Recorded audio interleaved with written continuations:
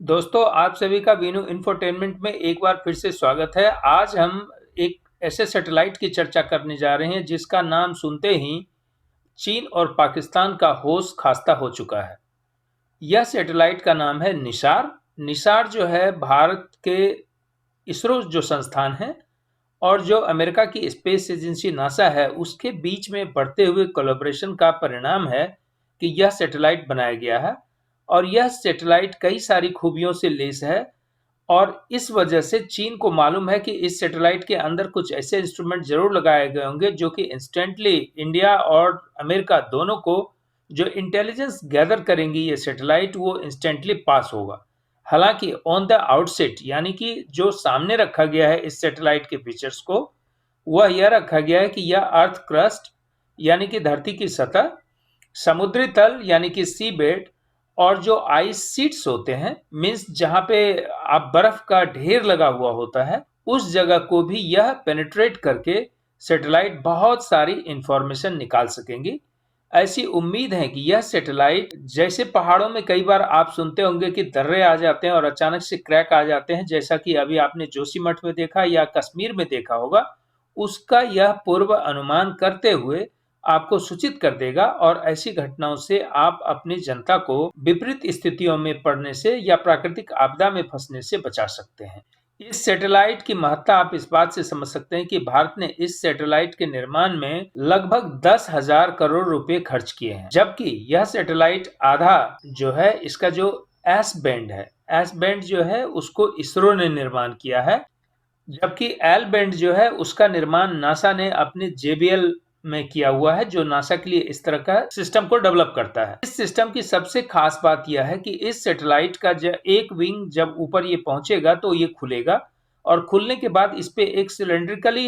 एक इंस्ट्रूमेंट लगाया गया है जिस सिलेंडर से कि एक रडार, एक छतरी नुमा रडार निकलेगी और यही एल बैंड जो है, जो खास करके जो बर्फ की सतह है, जो पानी की सतह है, उससे रिलेटेड इंफॉर्मेशन को गैदर करेंगे, जबकि एस बैंड का काम होगा कि धरती के अर्थ क्रस्ट को कैसे मेजर किया जाए और उसके अंदर की जानकारी कैसे इकट्ठा की जाए उसके बारे में काम करेंगे। क्योंकि लहलहाती खेतों से भी यह यहाँ तक कि खेत के पौधे और फसलों की भी पौधा ले सकती हैं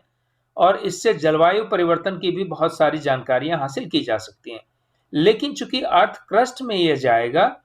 तो खास करके जो माइनिंग वगैरह करते हैं दूसरी कंट्री, एनिमी कंट्री जो होते हैं माइंस को बिछाते हैं, उसका लोकेशन तो ये बेहद ही आसानी से डिटेक्ट कर लेगा।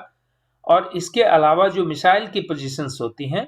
या कई सारे जो इंस्ट्रूमेंट, डिफेंस इंस्ट्रूमेंट आपने कहीं धरती के नीचे छुपा के रखा होता है उसके बारे में भी ये जो सैटेलाइट है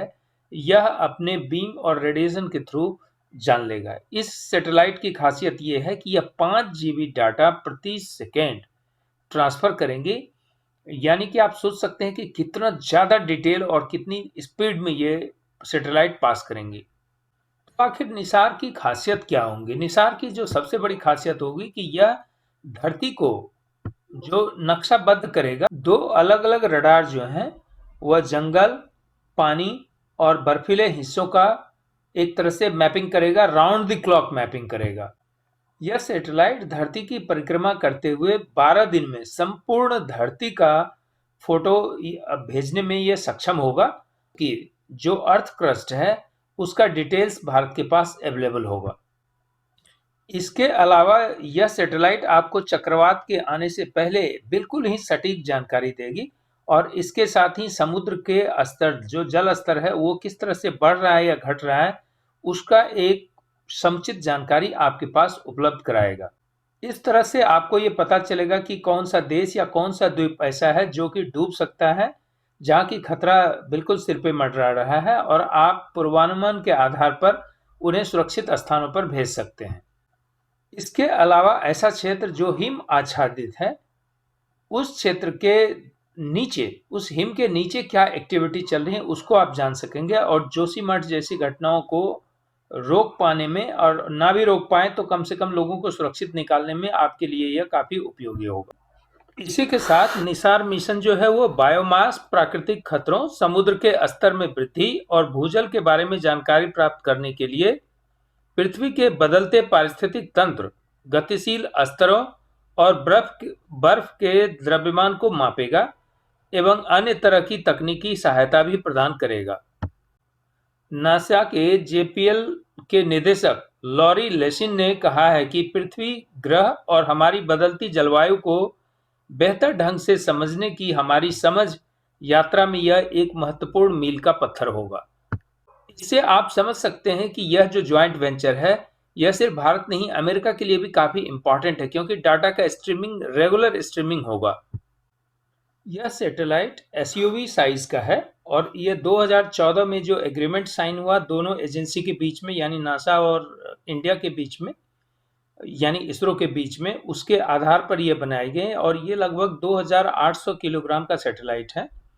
जिसमें कि एल बैंड और S band synthetic aperture radar लगे हुए हैं। इस तरह से यह 2 आवृत्ति वाला रडार है, यानी कि जिसको आप कहते हैं कि ड्यूल फ्रीक्वेंसी इमेजिंग रडार है, और इस तरह से आप दोनों ही बैंड का इस्तेमाल कर धरती के विभिन्न तरह के विभिन्न पहलुओं को जान सकते हैं। नासा ने इसमें एल बैंड रडार, जीपीएस तथा high capacity solid state recorder, यानी कि जो ठोस स्थिति में रहती है रिकॉर्डर, उसको प्रोवाइड किया गया ताकि डाटा का में स्टोरेज हो सके, और एक पेलोड डाटा सबसिस्टम भी दिया गया, जबकि इसरो ने इसमें एस बैंड रडार दिया है और जीएसएलवी लॉन्च सिस्टम दिया हुआ है तथा स्पेसक्राफ्ट दिया हुआ है। यह सैटेलाइट जब स्पेस में जाएगा तो इसमें लगभग 39 फीट का एक स्टेशनरी एंटीना रिफ्लेक्टर दिया गया हुआ है, जो कि गोल्ड प्लेटेड वायर मेश का बना हुआ है, और ये रिफ्लेक्टर जो है ये रडार सिग्नल्स को इमिट करेगा तथा रिसीव भी करेगा। ये जो एपर्चर रडार है, ये रडार जो है इसकी कैपेबिलिटी है कि ये क्लाउड को भी पेनिट्रेट कर सकता है, जो बादल है उसके अंदर से भी जा सकता है और उसके साथ भी डाटा को कलेक्ट कर सकता है, और ये दिन और रात 24 घंटे काम कर सकती है। इसमें लगा हुआ एल बैंड रडार जो है ये लगभग 3 साल काम करेगा, जबकि एस बैंड रडार जो है ये 5 साल तक काम करते रहेगा। अर्थात आप ये समझ सकते हैं कि ये सैटेलाइट जब लॉन्च किया जाएगा तो उसके बाद इसको जीएसएलवी से लॉन्च किया जाएगा, मैक 2 से, और इसके बाद ये लगभग सतह से ऊपर आकाशीय कक्षा में लगभग 5 साल तक ये रहेंगी और आपको डाटा भेजते रहेंगे। उम्मीद करते हैं कि आपको ये कंटेंट अच्छा लगा होगा। अपने दोस्तों से इसे शेयर करना ना भूलें, और अभी तक अगर आपने सब्सक्राइब नहीं किया है तो इसको तुरंत के तुरंत सब्सक्राइब कर लें। धन्यवाद।